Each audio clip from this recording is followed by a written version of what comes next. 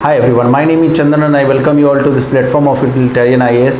इस Indian polity के 2000 MCQs की सीरीज में मैं आपका स्वागत करता हूं। In this series this is going to be test number 47। In every video we are taking around 20 UPSC level question and analyzing it। So this is a standard template that you would have found across all the videos। Now we are not discussing it, we are directly jumping to the first question। In regard to which of the following law can be made by the state legislature to get them enforced। ठीक है, किन किन fundamental right, directive principles of state policy and fundamental duties, किन किन को enforce करने के लिए जो स्टेट लेजिस्लेचर्स जो हैं वो भी लॉ बना सकते हैं और उनको एनफोर्स कर सकते हैं। तो देखो, फंडामेंटल राइट्स को एनफोर्स करवाने के लिए स्टेट लेजिस्लेचर्स के पास पावर नहीं है, वो नहीं करवा सकते। DPSP और फंडामेंटल ड्यूटीज़ को इम्प्लीमेंट करवा एनफोर्स करवाने के लिए state legislature can make laws. So correct code आपका 2 and 3, that is B is the right answer। Next question, consider the following statement about DPSPs, they have a legal sanction। आप लोगों को पता होगा ये नॉन जस्टिसेबल है, कोई legal sanction नहीं है, एक जस्ट एक मोरल प्रेशर जो है state legislature and central government पे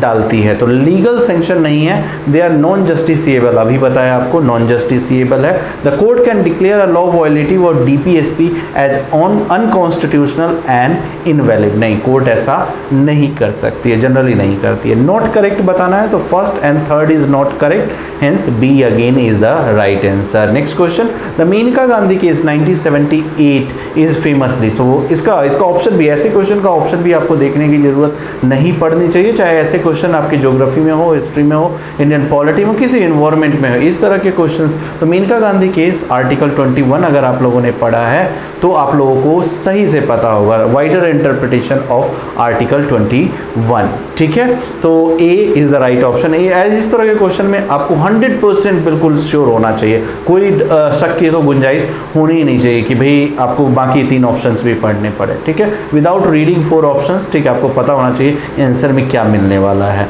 now without wasting time, the emoluments, allowances, privilege and so on of the president can be altered by. किस तरह से चेंज किया जा सकता है? तो प्रेसिडेंट के जो इमोल्यूमेंट, अलाउंसेस, सैलरी को अगर चेंज करना है तो कॉन्स्टिट्यूशनल अमेंडमेंट एक सिंपल मेजोरिटी से नहीं किया जा सकता। Constitutional amendment with simple majority से किया जा सकता है, ऐसा नहीं है कि जस्ट एक ऐसा ही बिल लाए और कर दिया। तो कहीं है क्या?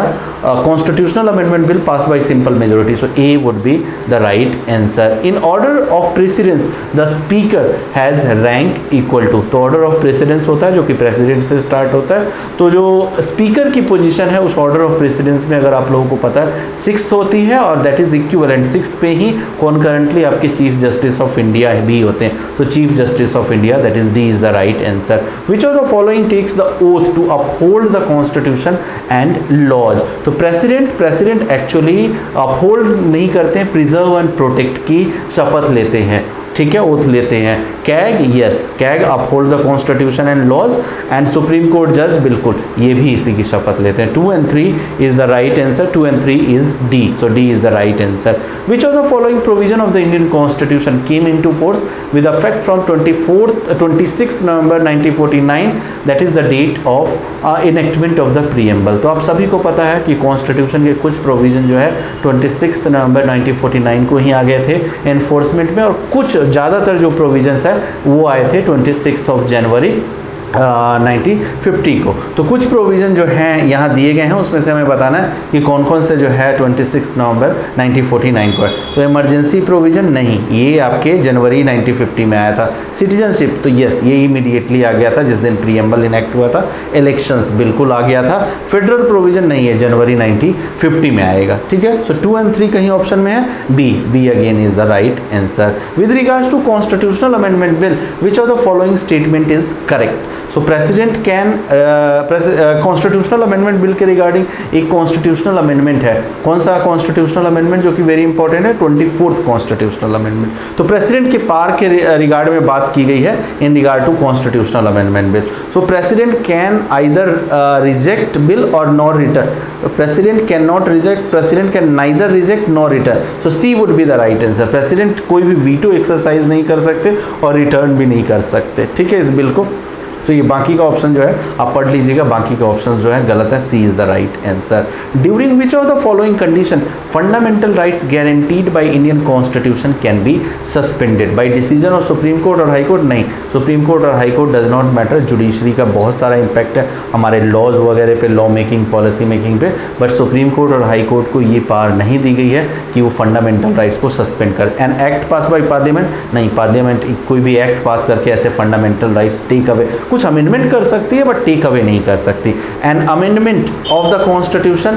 नहीं, इस तरीके। During the proclamation of national emergency? तो यस, दैट इज करेक्ट, है ना। तो आर्टिकल 352 जब एनफोर्स होगा, ठीक है, तो उस समय फंडामेंटल राइट जो है वो सस्पेंड हो जाएंगे। 930 under article 15 of the constitution for which of the following can special provision be made by the state under this article? तो आर्टिकल 15 और आर्टिकल 16 में आप लोग जानते हो कुछ कैटेगरी ऑफ पीपल जो कि वीकर सेक्शन के कैटेगरी में डाले गए हैं, उनके लिए स्पेशल प्रोविजन आर्टिकल 16 एम्प्लॉयमेंट में एंड आर्टिकल 15 प्राइमरीली एजुकेशन में करता है। तो कौन सी कैटेगरी के लोग हैं वो हमें डिस्कस करना है। तो EWS के लिए प्रोविजन है आर्टिकल 15 में। Recently 2 years ago only this amendment was brought, I guess 103rd constitutional. Socially backward classes के लिए यस, वुमेन के लिए और चिल्ड्रन के लिए कोई लॉज ला सकते हैं, स्पेशल प्रोविजन ला, तो बिल्कुल सही। So 1 2 3 4 is going to be the right answer. यहाँ बी मार्क्ड है जो कि इनकरेक्ट है, D will be actually right answer. I guess ये पुराना आंसर, पुराना क्वेश्चन डिजाइंड है जब ये कॉन्स्टिट्यूशनल अमेंडमेंट नहीं इंपैक्ट में आया था, ठीक है। So D would be the right answer. The term equal pay for equal work is, तो ये आपका DPSP का कॉन्सेप्ट है ना, equal pay for the equal work. Constitutional right नहीं, फंडामेंटल राइट, लीगल राइट नहीं, ये DPSP का आपका कॉन्सेप्ट है। विच of the following given below is not a fundamental duty according to Indian Constitution? So to respect national anthem is a fundamental duty, to safeguard public property is a fundamental duty, to protect and improve a natural environment is actually to protect monument and places of national interest. So this is not a fundamental, this is again a DPSP. In which of the following office the leader of, in which of the following the office of leader of opposition is mentioned? Constitution of India में नहीं mention है, rules of house में नहीं, separate parliamentary statute में ये mention है, तो C would be the right answer.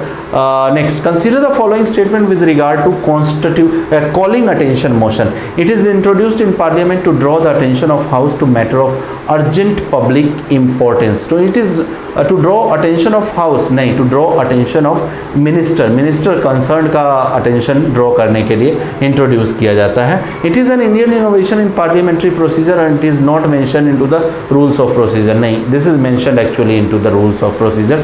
So this statement is also incorrect, this is also incorrect. So both the statements are incorrect, हमें करेक्ट बताना है। So D, neither 1 nor 2 is the correct.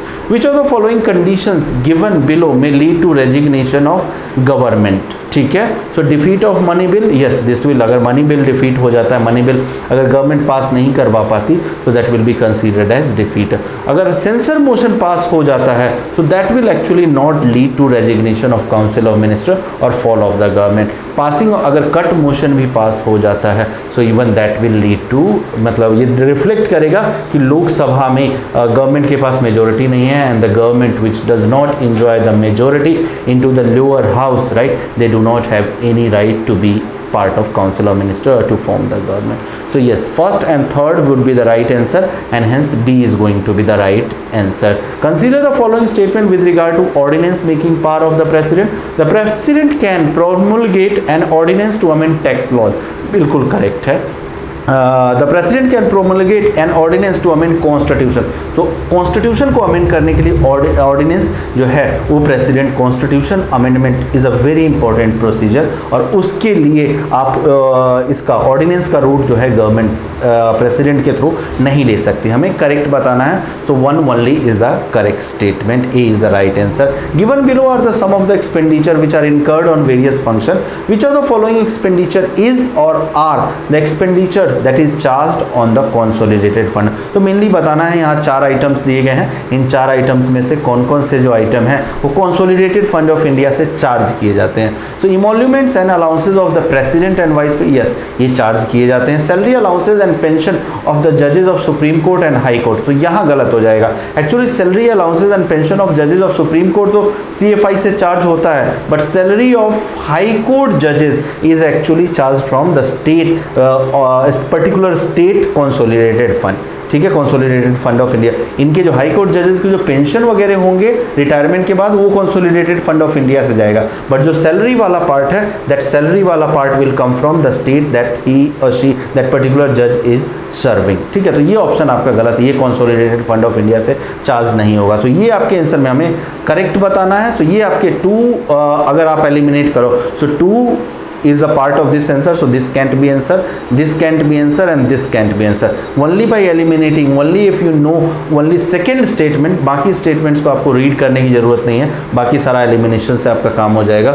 1, 3, 4 is the right answer, that is C. Just by eliminating the second statement I was able to find out the answer. The Constitution of India lays which of the following qualification of for a person to be appointed as governor of the state, तो आप सभी जानते हो governor की qualification, और इस तरह के क्वेश्चन बिल्कुल इजी क्वेश्चन, बिल्कुल इस तरह के क्वेश्चन में आपको टाइम लगाने, he should be citizen of India, correct, must have completed 35, yes correct, he shall not belong to state where, ये नहीं है, ऐसा कुछ प्रोविजन नहीं है। ऑल्दो ये रिकमेंडेशन रहा है वेरियस कमिटीज एंड कमीशन का, और ये political practice, established political practice है कि जहाँ का पॉलिटिकली एक्टिव जिस स्टेट में एक लीडर रहा है उसको, हालांकि लीडर्स वगैरह को, पॉलिटिकल लीडर्स को तो अपॉइंट ही नहीं किया जाना चाहिए, बट गवर्नर जो हाउस है वो political appointment after the retirement का एक हब हो चुका है, तो उस चीज़ को नकारा नहीं जा सकता। बट अभी तक इस प्रैक्टिस को फॉलो किया गया है कि जहाँ से भी लोकल पॉलिटिक्स एक पॉलिटिकल लीडर ने स्टार्ट की है, कोर रहा है, अगर यूपी का है तो उसे यूपी में जनरली अपॉइंट नहीं किया जाता, किसी और स्टेट में भेजा जाता है। But this thing is not mention in to the constitution, so 1 and 2 is the right answer, that is B, that is the eligible. Consider the following statement with regard to Panchayati Raj institution. All members of panchayat at the village intermediate and district level are elected directly by the people, बिल्कुल correct. Governor can remove a state election, नहीं, governor cannot remove. State election commissioner have security of tenure and he or she will be removed by what you call in the similar fashion as by high court judge. The 73rd constitutional act 1992 is applicable to all states except JNK, नहीं, north eastern state में भी आपके मेघालय, नागालैंड, तो वहाँ भी आप नहीं करवा सकते। तो ये 1992 के जो प्रोविजंस है वो एप्लीकेबल नहीं होंगे। So second statement is incorrect, third is incorrect, only first is correct, that is A correct हमें पूछा है, so only so A is the right answer. 940 the constitution of India has borrowed which of the following features from government of India act 1935, so office of governor, yes, emergency provision, yes, public service commission, yes, bicameralism actually has not been borrowed from government of India act 1935, and federation with central, ये भी आपका GOI, ये Canada से actually लिया गया। सो 1, 2, 3 would be the right answer, that is B is the right answer. So with these 20 questions we are wrapping up this session. We'll meet you into the next session. Till then, bye bye.